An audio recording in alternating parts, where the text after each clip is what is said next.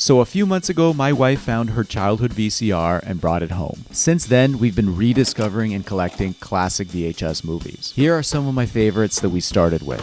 Rumble in the Bronx. Rumble in the Bronx. This was one that you wanted. Yeah, this is the movie I saw as a kid more times than I can count. I actually don't think I've ever seen it. You weren't a Jackie Chan household. It's just your dad looks like Jackie Chan, but that's about it. Yeah, apparently this is actually not a racist comment. Like, my dad kind of does look like Jackie Chan. We need to throw up a picture over this. Yeah, I'm not just saying that. Yeah. So Rumble in the Bronx was my movie. Like, I would just pop this in all the time as a kid. I had the VHS. I had certain like favorite scenes I would just rewatch over and over again. But this was a long time ago. This was like, I'd say late 90s that I watched this. But I didn't know if I would still enjoy it because it's been so many years. Mm-hmm. And what did you think?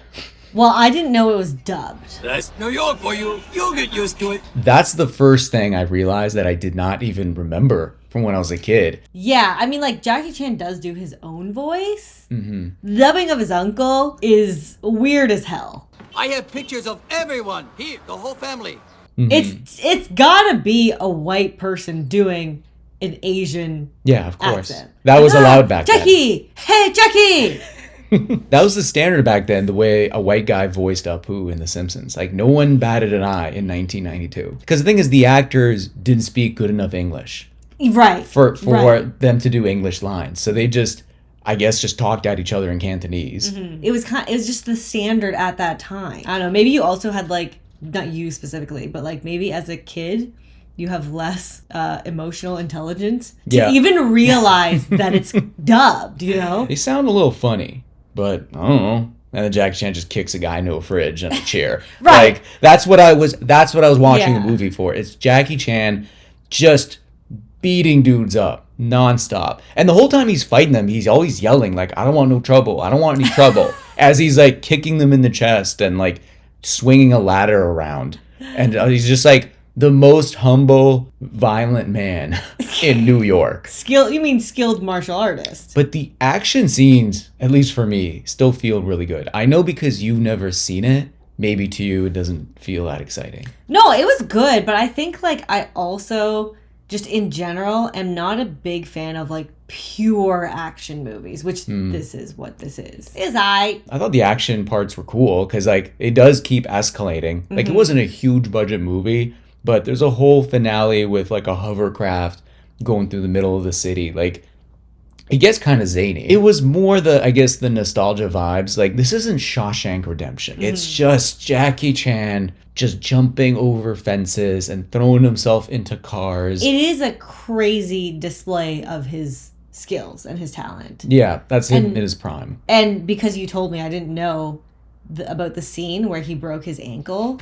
Yeah. And I can see in the film, like I can see as it was shot, his ankle just like snap. Yeah, one of his many, many injuries. Like if you know Jackie Chan in his movies, the man's getting hurt like every few minutes in the movie.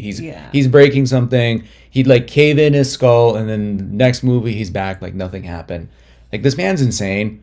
I had a ton of respect for him as a kid.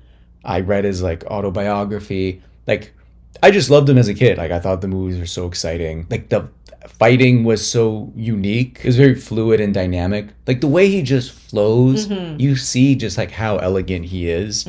So I just want to own one Jackie Chan movie. I basically just need this one and Rush Hour. Okay. And I think I'm Jackie Chan'd out. Like, okay, so you're happy that you own it. I am happy. Yeah, okay. I am. I mean, the VHS itself, there's a little bit of like distortion at the top. Yeah. It is watchable, but it's a movie from, I think, like 1992. 1992, yeah. It's all right for me. I mean, I fell asleep, so I think...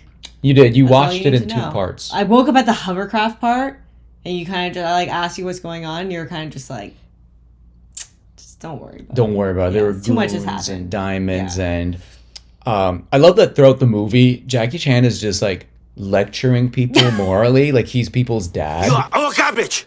You know he's right.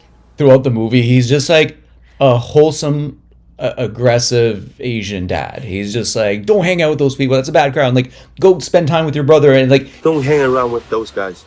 Spend more time with Danny. They go with it. Like in real life, they'd be like, man, shut the fuck up. Don't let your situation change you. You have to change it. You're right. It's like, okay, what is he leaving you with? Okay, well, it's a Chinese movie, ultimately, so let's leave us with some family values. It did have some like Chinese family message. Yes. Don't you know you're the scum of society? All right, next one we watched, and I guess this was around the holidays, right? Yeah. Was Home Alone. Okay, it's funny because like I guess in my video when we were rearranging the Nook and whatever, like there's a lot of shots of us watching this movie and people think we watched it like so many times, but we actually just watched it in many sittings. You know, it's not the right approach for every movie, but like as like a little holiday movie, it was like, okay, let's just throw it on, watch a bit of it, and then... Yeah. This is also another movie that you were not, like, particularly nostalgic about. No, which is like, it's so... Which is insane. Right. I'm like, in some cases, I'm like just, I was living under a rock. Like, I was never into Harry Potter. But it seems like this was the movie that you said your parents got? Yeah. So when we just moved to Canada, at one point, my parents got me this movie for Christmas. And I remember opening it on Christmas Day. So it is like a nostalgic childhood movie for me. And we did watch it a bunch of times. Yeah, when we went to your parents' place for Christmas this year and you were talking about it, they were just like, your parents were having their own nostalgic memories about it. And your mom was like, Kevin! She's like, oh, yeah. It was so funny. Like, so you guys actually did watch it like every Christmas. And we actually got this from a vintage shop in Toronto. But it works good. Oh yeah, right? the quality's really good. Yeah, it was good though. It's like it's a charming movie. Yeah, it's a classic. Yeah, it's a classic. It ruined Macaulay Culkin's life for a little bit because he got way too famous. I think we saw like he was doing a tour for Home Alone still. Yeah, a whole new generation of kids is getting to watch Home Alone, which is crazy because it is an old movie and there's plenty of people like even in their 20s that have never seen it. Keep the change, you filthy animal. I know you've been waiting to move on to this one. Like I know you're like looking at me like we shut the fuck up about this kid's movie. So this one was new for me. This is come on. If you know, you know. The movie name is honest. Like the movie flies. It's like one thing after another. For a movie from 1994, it holds up pretty well. Maybe it's because we both happen to be Keanu Reeves people. You are a slightly different type of Keanu Reeves person. I just appreciate the man, but oh, I appreciate that. What do you mean? I liked it. And yeah, I like Sandra Bullock in the movie as well. I've learned on, I don't know, various talk shows that both Keanu Reeves and Sandra Bullock actually had a crush on each other at the time that they were filming this, but like neither of them wanted to be unprofessional. And so it's interesting seeing like the real chemistry kind of that they actually have. I really like Sandra Bullock too. But no one could follow up after the movie. Once the movie ended, they're just like, all right, we're like two coworkers that don't work together anymore. Like, I'll see you when I see you. I don't know. Maybe they're both too shy. The funny part, though, is that the bad guy is like a cartoon bad guy. The way that he acts, you know what I mean? He's just like, evil. He's like an evil little like, like. I still don't really get what he's mad about in the movie. He was a former cop. Okay, and he wants more money now that he's retired. Like, they don't pay him enough money. Yeah. Like, it seems like there's just better ways to make some money. This is the other thing I noticed with 90s movies, particularly the villains, is they didn't used to, like, give the villains as much of a rich backstory that they do now. Yeah. Villains in 90s movies were just these comically evil 90s type guys. They were just, like, evil. People were like, they're just bad people. You know, like, movies now, I feel like the bar has been set so much higher because people expect more depth and backstory to villains. Like, how did they become this way? Jack's the star of the movie. Like, it's about him, really. Right. It's about him going, like, above and beyond. Yeah. You know, being a cop and this, being hot and, you know. Being hot. That was part of the role when you got hired as a cop. They're like, this department has very specific needs. And welcome aboard. You can't overthink 90s movies like this. They're just silly. No. The villain is evil. Yeah. The main guy's just a good guy. Yeah. There's no any kind of like layers or complexity. It's just kind of like evil cartoon guy, good guy, lady. Relationships that start under intense circumstances, they never last. Oh, yeah? All right, moving on to The Mask. Like, for me, it's a Jim Carrey classic. This is just Jim Carrey being Jim Carrey. The Jimmist of Jim Carrey. Yeah. Peak Jim Carrey. They just let him go nuts on this movie. Yeah. I don't think he even had to be that extra while he was the Mask. He just chose to do that. I don't know. Right. Like, he was insane. It was good. I liked it. This is where I first was exposed to Jack Russell Terriers. Oh, the dog right, Milo. yeah. I remember thinking, like, that's such a cute dog. Such a helpful dog. Like, he got the man's keys. This is where I first saw Cameron Diaz. You were like, damn! Damn, who's that? Yeah. And I do think the movie had a good message. Being, you don't need to do all this extra shit to impress someone. You are already that person. That's the point of the movie, is like, Jim Carrey's already that person without the mask. That's why that girl likes him. That evil guy's already an evil motherfucker without the mask. That's sort of what it's trying to say. I get it's like a kid's message, but it's like, he doesn't need it. I don't think that is a kid's message. I think it's a message that applies to people of all ages. Oh. Because, I mean, I'm not trying to get all philosophical here. Damn, but okay, no, let us know. No, but seriously, but like, yeah, at any age, many people still wear a mask. I feel like when he put on the mask, his like really playful self came out. But when he's like at his job at the bank, you know, and his soul was dead, like he was just kind of, you know. This was the first movie that got me on this path of like anti-corporate propaganda.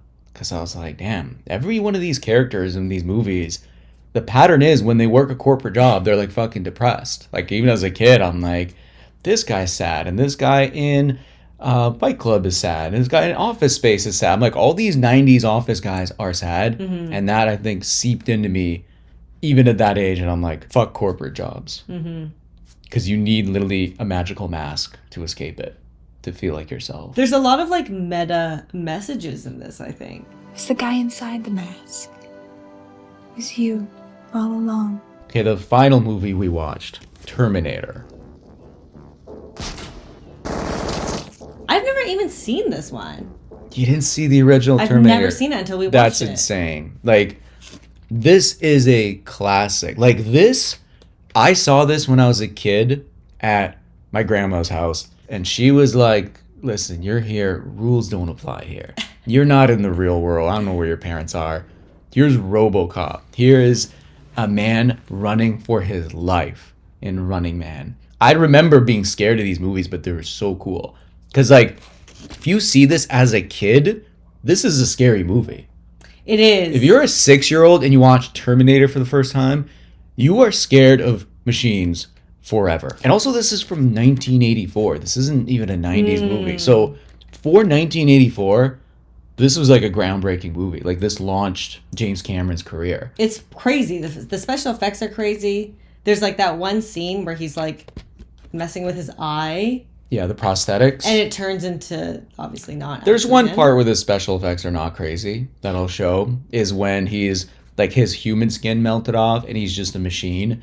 And he's walking towards the two characters, and they're like barricading themselves, and you can just see it looks like PlayStation 1 graphics. They did the best with what they had. They relied on a lot of like tension, like as the Terminator's like that's like the whole movie. Hunting the people. Yeah, the action scenes were cool. Some iconic lines.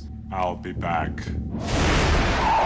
It's just a classic movie. Yeah. Like, I'm just happy I own it because it's what I saw in my grandma's house, and it was like what got me into movies. Like, That's it was, crazy. Yeah, my introduction to movies. Yeah, so shout out Grandma for showing me this movie. Changed my life. I want the second one though. We gotta get the second one. one. I definitely want the second one. I told you, I want to get Boys in the Hood. Okay. You want to get Nightmare Before Christmas as the next holiday movie. Yeah. My brother suggested Groundhog Day. Groundhog Day with Bill Murray. Which I've never seen. Me neither. I want to get Home Alone 2, Lost in New York. We've been just kind of like watching these throughout the week. Just as we go, as we eat, we like pop in a VHS. And like you said, it is so cozy. It's a screen. Like the CRT is a screen, but it feels like you're getting off the screen. It does. Yeah. It's weird. You're going back to an older screen that doesn't count. There's no notifications on the screen. Like it's because it's an analog screen? It's very intentional, like putting in VHS tapes. Like, this is what we've chosen to watch. We're not like scrolling an infinite feed. We're just like, all right, we're watching the Terminator tonight. And it's like, you just make some popcorn and that's what you watch. It's kind of retraining your attention span. It really and focus. Yeah. Which is so funny because back in the day, adults tell kids like movies are going to rot your brain, and little do they know movies is going to be like therapy for you. Antidote. The antidote once you're hooked on phones and feeds. So there is something meditative about just popping one of these in, and it's like slower paced, and there's more of an emphasis on characters and practical effects. Like the movies are not made for retention. No. You know, they're like, buckle in. Yeah, so we're just gonna keep looking. Thrift stores, Facebook Marketplace, eBay. Got a build up of, I'd say, only like the essential classic movies we want to watch. All right, see you next time.